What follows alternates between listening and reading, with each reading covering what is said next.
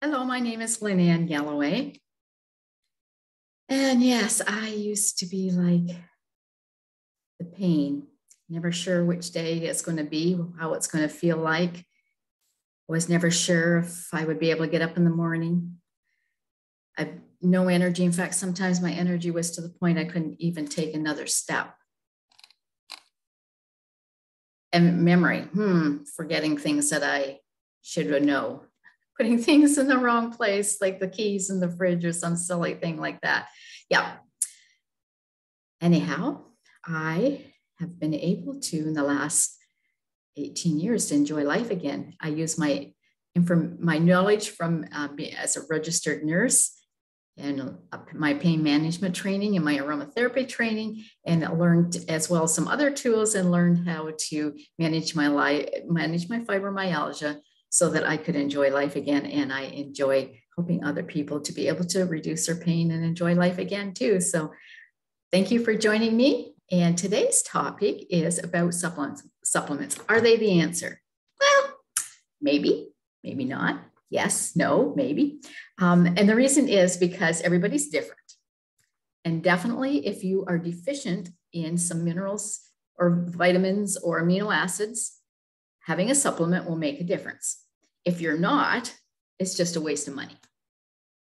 And sometimes symptoms of fibromyalgia are similar to vitamin or a mineral deficiency. And sometimes health professionals tend to, if you've had a diagnosis of fibromyalgia, tend to think that any of the conditions are related to that. Now, hopefully you've had all the blood work and people have done some tests on you to make sure that you aren't deficient in any of those areas. And I used to work in long-term care, and I did find that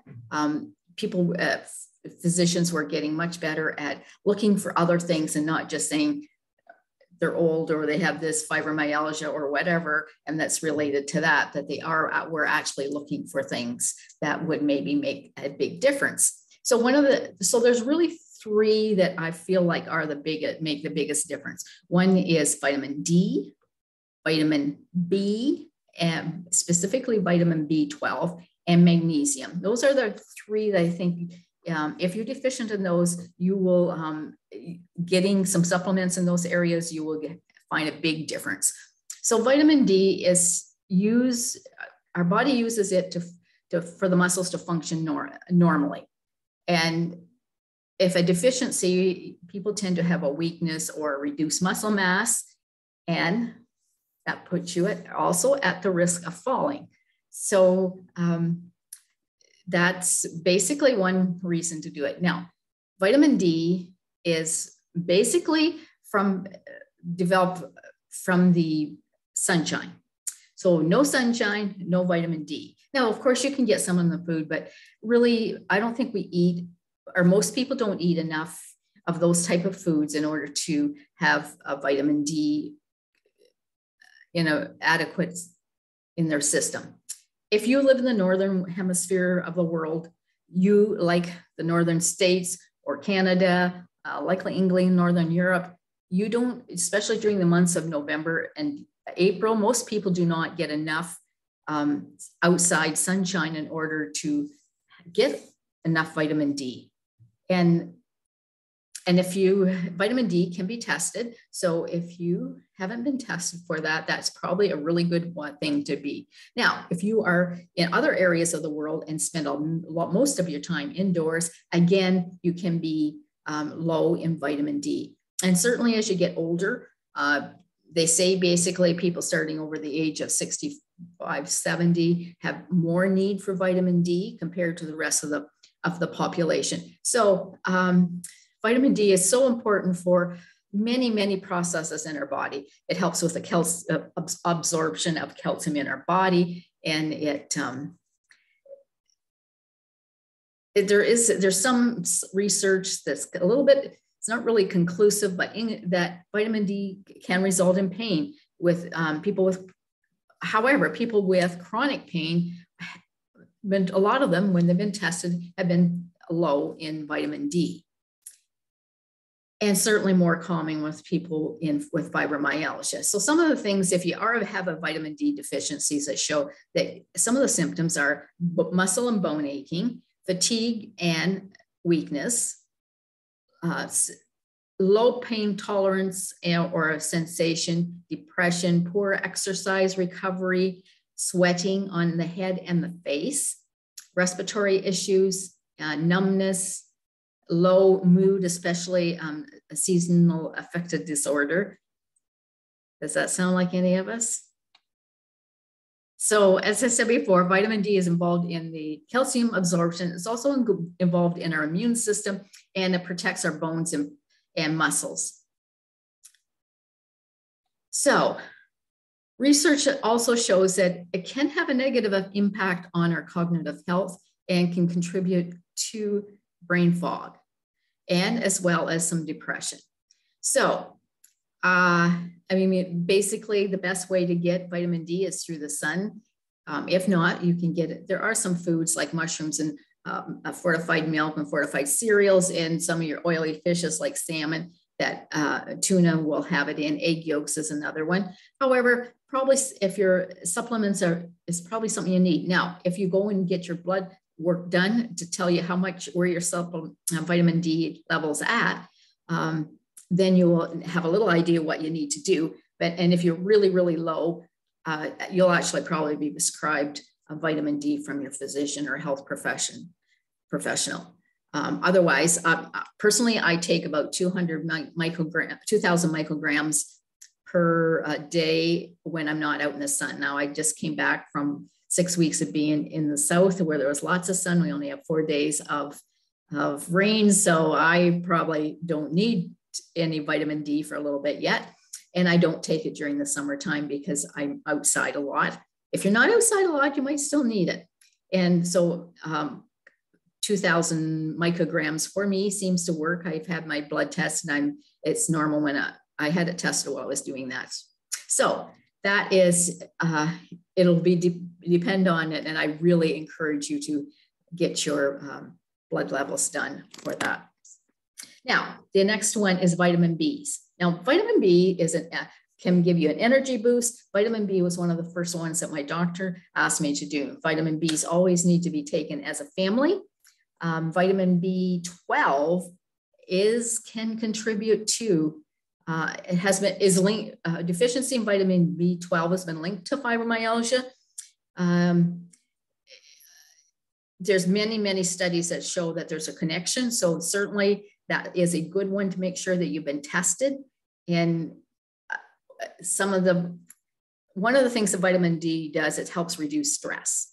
And stress seems to be a biggie with people with fibromyalgia, but I don't know whether it's because we don't have the vitamin B that we get stressed, or the stress takes the vitamin B out. One thing I do know is that caffeine, if you are a coffee drinker, do not take your vitamin Bs with your coffee. Vitamin Bs are water soluble, so caffeine will deplete it out. Caffeine will deplete out a lot of the vitamins, but particular vitamin B. So please don't take it with that. And take it at a different time. And certainly some of the other symptoms of having a deficiency in vitamin Bs is anxiety, nervousness, depression, exhaustion, insomnia.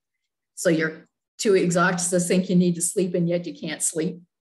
Muscle soreness and numbness. So if that sounds familiar, maybe vitamin B12 is something you want to get checked, and hopefully your doctor has already done that. But sometimes for some people, they've been diagnosed for a long time, and then, things get worse. Things could have changed in your life, and maybe you need to do that. Because sometimes I find people, so B12s as a nurse, we found B12s at some point in people's lives was fine. And then it didn't. And later on, when we do tests, it was quite low. Now, you will notice so for some vitamins, you don't notice a difference in the change for 2 or 3 months until your body is built up. Vitamin B12, if you need the levels so they can give you a dosage, and it can be by injection, it could be a pill or a patch. Certainly, if you are getting it by injection, you will know then within 24 hours if it's going to work or not. I had a colleague who was vitamin deficient. And we knew that. She had a vitamin B injection every month. And, one day she was not remembering anything. She didn't show up for a meeting. We would talk, and then 5 minutes later, she'd forgotten what we were saying. So I said to her, when did you have your last vitamin B12? And she goes, oh, I forgot about it. It's been a while. So she got it that day. And like next day, she was back to her usual self. So, but vitamin Bs, if you are low in that, that will be a biggie. And usually people that are low in that have the brain fog and certainly have the exhaustion. So so that's another biggie. And the other one is the magnesium, calcium. Now the magnesium really, it's not real reliable being tested for it, because it seems like from the research they've done is that the magnesium really is in our muscles, and it's hard to test for that. So if they do blood levels of magnesium, it's not real clear. That might not be a real true picture that you're low in it. Now, I was not able to find any research, but my doctor kind of told me that people with fibromyalgia tend to have lower absorptions of magnesium.